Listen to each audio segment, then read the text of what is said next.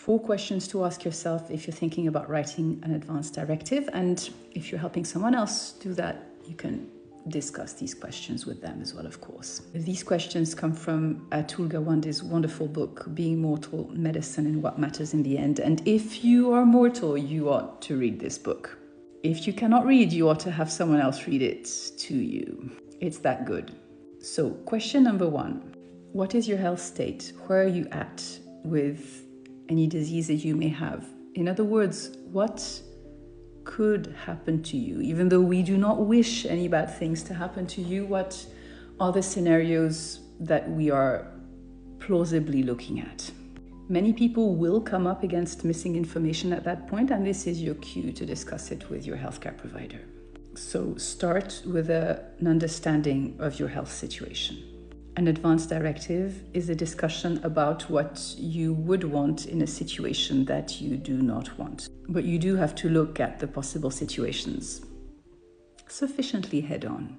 Question number 2, what are your hopes? What would you like medicine to help you to do despite obstacles that disease might put in your path?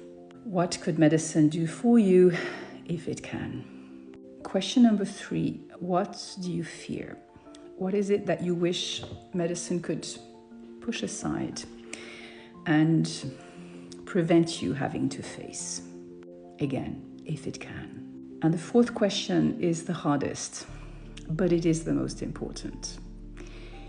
If it turns out that it is not possible to have everything you hope for and to avoid everything you fear, what matters the most?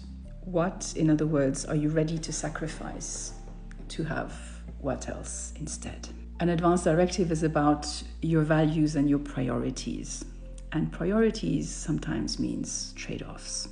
And when push comes to shove, it is so important for people making decisions on your behalf, because remember, an advance directive will only come into effect if you become incapable of decision making. You will not be making the decisions in real time. It really matters that people making decisions on your behalf know what your priorities are.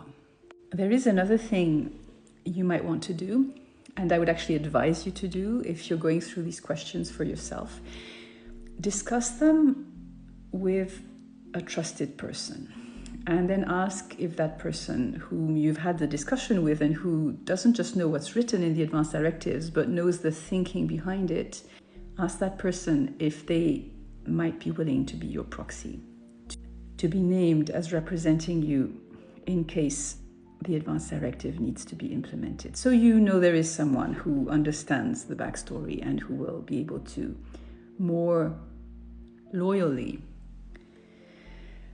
interpret the advance directive for people who will then have to implement it, because you may never have met these people before and they may not know you all that well or at all.